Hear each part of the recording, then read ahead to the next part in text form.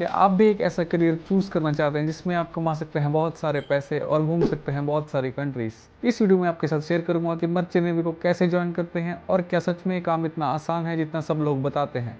और मैं आपको बताऊंगा कि इस फील्ड में आप कैसे बच सकते हैं स्कैम होने से।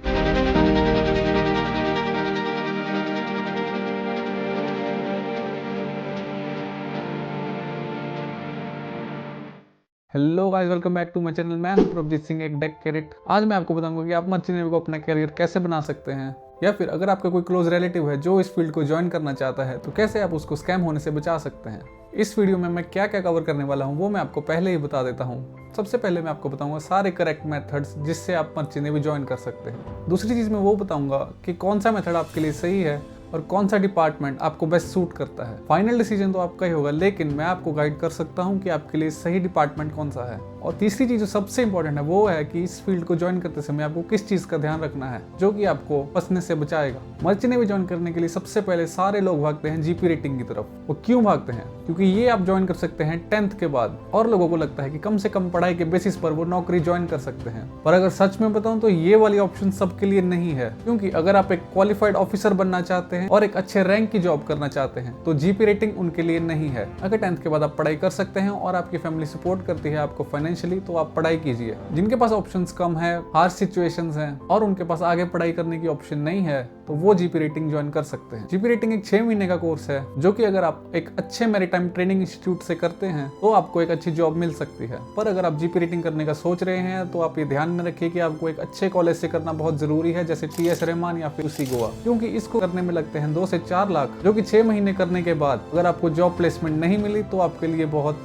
मुश्किल है। फिर कुछ लोग जाते हैं एजेंट्स के पास और एजेंट्स भी उनसे लेते हैं 2 से 3 लाख रुपए शिप पर जाने के, और फिर भी आपको जॉब प्लेसमेंट नहीं मिलती। और अगर जीपी रेटिंग करके आप शिप पे जाते हैं तो आपके पास 3 डिपार्टमेंट है जिसमें आप ज्वाइन कर सकते हैं, क्योंकि शिप पे 3 ही डिपार्टमेंट होते हैं, डेक, इंजन और केटरिंग। अगर डेक साइड पे आप जाते हैं तो आपकी शुरुआत होती है एक ट्रेनिंग ओएस से, और धीरे धीरे प्रमोशन होते हुए आप बोसन या फिर पंप मैन बनेंगे। और अगर आप जाते हैं इंजन साइड में तो आपकी स्टार्टिंग होती है एक ट्रेनिंग ऑयलर से, और आप धीरे धीरे प्रमोशन से मोटरमैन या फिर फिटर बन सकते हैं। और अगर आप केटरिंग डिपार्टमेंट ज्वाइन करते हैं तो आपकी स्टार्टिंग होगी एक जीएस से, यानी कि जनरल स्टूअर्ड, और फिर आप प्रमोशन लेकर बन सकते हैं चीफ कुक। और कई लोग मेरे को कहते हैं कि जीपी रेटिंग करके आप ऑफिसर बन सकते हैं, तो यस आप बन सकते हैं, लेकिन उसमें बहुत कॉम्प्लिकेशंस हैं और लाइफ भी टफ है और सी टाइम का भी ज्यादा रिक्वायरमेंट है उसके लिए। तो मैं कभी ये सजेस्ट नहीं करूंगा कि अगर आप ऑफिसर बनना चाहते हैं तो आप जीपी रेटिंग कीजिए। और इसके बाद आता है सबसे ज्यादा फेवरेबल कोर्स, जो कि है डीएनएस, यानी कि डिप्लोमा इन नॉटिकल साइंस, जिसको करके मैं मर्चेंट नेवी में आया हूँ। यह 1 साल का कोर्स और अल्टीमेटली आप डिप्लोमा करने के बाद बीएससी भी कर सकते हैं। इस कोर्स को करने के बाद आप शिप पर जाएंगे एज अ डेक कैडेट, और आपकी प्रमोशन हो सकती है कैप्टन तक, और कैप्टन बनने के बाद आप और भी बहुत सारी श्योर जॉब्स ले सकते हैं। इसकी क्वालिफिकेशन है 10+2,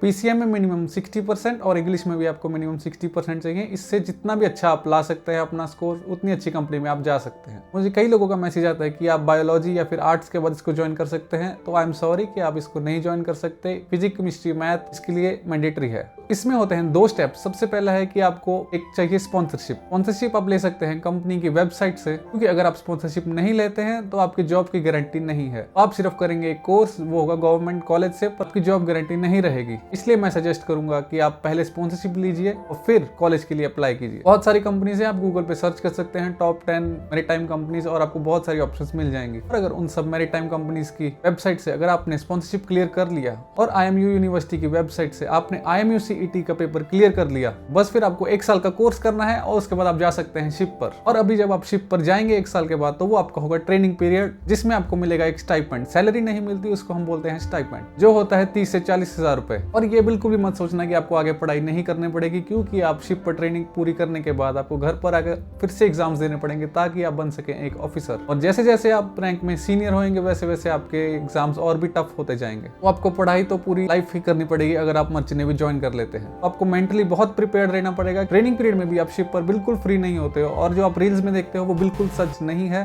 क्योंकि आपको शिप पर करना पड़ता है बहुत सारा काम। अगर आपको देखना है कि शिप पर क्या काम करना पड़ता है डेक कैडेट को, तो आप ऊपर देख सकते हो मेरी वीडियो, मैंने सब कुछ डिटेल में बताया है कि एक शिप पर क्या काम करना होता है एक डेक कैडेट को। डीएनएस के 2 बैच होते हैं, एक अगस्त में और एक फरवरी में, लेकिन आईएमयू सीईटी का एग्जाम सिर्फ अगस्त बैच के लिए होता है, जो कि अगस्त से 3 महीने पहले आप दे सकते हैं। आपकी आईएमयू सीईटी का रैंक पूरे 1 साल के लिए वैलिड होता है अगर आप अगस्त में अपनी स्पॉन्सरशिप नहीं क्लियर कर पाए तो आप फरवरी के लिए प्रिपेयर कर सकते हैं। सारी कंपनीज फरवरी में नहीं लेती कैडेट्स को, लेकिन काफी कंपनीज फरवरी बैच में कैडेट्स को लेती है। और डेक साइट ज्वाइन करने के लिए एक और कोर्स है, वो है बीएससी नॉटिकल साइंस। इसमें बहुत सारी कंपनीज आपको स्पॉन्सरशिप नहीं देती, पर फिर भी कुछ कंपनीज आपको स्पॉन्सरशिप देती हैं। बीएससी नॉटिकल साइंस करने के लिए भी आपको देना पड़ता है IMC 8 का एग्जाम, और एलिजिबिलिटी क्राइटेरिया सेम है DNS की तरह। और कुछ अच्छे कॉलेजेस हैं, जिनमें से एक है तुलानी मैरीटाइम इंस्टीट्यूट। इसमें आप बीएससी नॉटिकल साइंस करके डेक ऑफिसर बन सकते हैं। ये तो होगी डेक की बात। अब मैं बात करूंगा इंजन डिपार्टमेंट की, जो उन लोगों के लिए है जिनके अंदर इंजीनियर बनने का कीड़ा है या फिर जिनको मशीन्स के साथ बहुत प्यार है। क्योंकि इंजन साइड में आने के बाद आपको बाद में बहुत सारी श्योर जॉब्स मिल सकती हैं। ऐसा नहीं है कि डेक में नहीं मिलती, पर इंजन साइड की ज्यादा ऑप्शंस हैं। और इंजन साइड में जाने के लिए आपको करना पड़ेगा बीटेक इन मरीन इंजीनियरिंग, जिसका फॉर्म आप भर सकते हैं इंडियन मैरीटाइम यूनिवर्सिटी की वेबसाइट पर, या फिर कुछ प्राइवेट कॉलेज भी आपका एग्जाम लेकर एडमिशन कर देते हैं, जैसे तुलानी मैरीटाइम इंस्टीट्यूट। ये बीटेक का कोर्स रहेगा 4 साल का। इसके बाद आप ज्वाइन करते हैं शिप पर एज ए जूनियर इंजीनियर। और जिन लोगों ने ऑलरेडी बीटेक कर रखी है मैकेनिकल में, वो इसको ज्वाइन कर सकते हैं GME कोर्स करने के बाद। ये GME कोर्स भी कई प्राइवेट कॉलेजेस करवाते हैं, जिसका फॉर्म आप उनकी वेबसाइट पर जाकर भर सकते हैं। GME कोर्स रहेगा 1 साल का, और शिप पे 6 महीने की ट्रेनिंग के बाद आप एग्जाम देने के बाद बन जाएंगे 4th इंजीनियर। या फिर अगर आपने 1 साल मैकेनिकल इंजीनियरिंग की है तो आप 2nd ईयर में लेटरल एंट्री ले सकते हैं किसी भी मैरीटाइम इंस्टीट्यूट में। यानी कि आप 1 साल के बाद सीधा ही मैरीटाइम के अंदर इंजीनियरिंग कर सकते हैं, अगर आप इस फील्ड में आना चाहते हैं। और फिर कई लोग पूछते हैं कि हम ETO बन के भी ज्वाइन कर सकते हैं। ETO मतलब इलेक्ट्रो टेक्नीशियन ऑफिसर। ETO बन के आप शिप पर जा सकते हैं अगर आपने किया हुआ है 3 साल का डिप्लोमा या फिर 4 साल की डिग्री, जिसमें आपने बीटेक किया है इलेक्ट्रिकल के साथ। ETO का कोर्स रहता है 4 महीने का, जिसकी डिटेल्स आपको मिल जाएंगी इंडियन मैरीटाइम यूनिवर्सिटी की वेबसाइट पर या फिर DG शिपिंग की वेबसाइट पर। तो फिर आप कॉलेज में 4 महीने करने के बाद ट्रेनिंग इलेक्ट्रीशियन ज्वाइन करेंगे और फिर आप बन सकते हैं सीनियर इलेक्ट्रीशियन शिप पर। और फिर कई लोग मेरे से पूछते हैं कि क्या हम ITI या फिर होटल मैनेजमेंट के बाद ज्वाइन कर सकते हैं। तो जी हाँ, आप ज्वाइन तो कर सकते हैं, लेकिन आप शिप पर जाएंगे एज अ रेटिंग, जो मैं आपको पहले बता चुका हूँ। क्योंकि होटल मैनेजमेंट करने के बाद आपको करना पड़ेगा STCW कोर्स और अप्लाई करनी पड़ेगी OpenCDC, जिसके बाद आपके लिए कंपनी में जाना बहुत ही मुश्किल है। इसलिए मैं ये रेकमेंड बिल्कुल भी नहीं करता। अगर आपको रेटिंग जाना ही है तो GP रेटिंग का कोर्स करने के बाद ही जाएं। और अब मैं बात करूंगा मेडिकल क्राइटेरिया की, कि आपको कितनी फिटनेस चाहिए इस फील्ड में आने के लिए। तो जो in detail medical fitness requirement है उसका लिंक मैं बायो में डाल दूंगा, लेकिन बेसिक मैं बता दूं कि आपको ओवरऑल फिटनेस चाहिए और आपका BMI होना चाहिए 18.5 से 25 के बीच में, और आपकी आईसाइट होनी चाहिए 6/6 अगर आप ज्वाइन कर रहे हैं DNS। और अगर आप GME ज्वाइन कर रहे हैं या फिर आप ज्वाइन कर रहे हैं कोई केटरिंग, तो आपकी 6/12 तक भी चल जाएगी। और हाइट रिक्वायरमेंट मेल्स के लिए है 157 सेंटीमीटर और फीमेल्स के लिए है 152 सेंटीमीटर। और अगर आप इन डिटेल मेडिकल रिक्वायरमेंट चाहते हैं तो आपको मिल जाएगी डिस्क्रिप्शन में, जो कि आप देख सकते हैं वीडियो के बाद, क्योंकि इस वीडियो में अभी मैं मेन टॉपिक पर आने वाला हूं। और अभी OpenCDC क्या है और क्यों ये आजकल इतना बड़ा स्कैम बन चुका है। OpenCDC का मतलब है बहुत सारे एजेंट्स या फिर बहुत सारी फेक यूनिवर्सिटीज जो आपको बुलाएंगी कि आप हमारे कॉलेज में कोर्स कीजिए, और आपसे ले लेंगे बहुत सारे पैसे, और आपको कोर्स और CDC देने के बाद आपको बोलेंगे आप शिप पर जा सकते हैं, पर लेकिन उसके बाद आपको कोई भी शिप नहीं मिलेगा, ना ही कोई कंपनी आपको लेगी। इसलिए बहुत इंपॉर्टेंट है कि आप DG अप्रूव्ड कॉलेजेस से ही GP रेटिंग या फिर DNS या फिर इंजीनियरिंग के कोर्सेज कीजिए, ताकि आपकी जॉब प्लेसमेंट गारंटेड हो। और ऐसे स्कैम में बिल्कुल भी ना फंसें, क्योंकि आपको कोई भी एजेंट की जरूरत नहीं है मर्चेंट नेवी में आने के लिए। ये सब आप ऑनलाइन वेबसाइट पर कर सकते हैं। अगर आप चाहते हैं कि मैं किसी और टॉपिक पर भी वीडियोस बनाऊं तो आप कमेंट सेक्शन में लिख सकते हैं, तो मैं अपना पूरा ट्राई करूंगा कि मैं आपकी रिक्वेस्ट को फुलफिल कर सकूं। अगर आपको ये वीडियो अच्छी लगी हो तो लाइक कर देना और चैनल को सब्सक्राइब कर देना। मिलते हैं नेक्स्ट वीडियो में।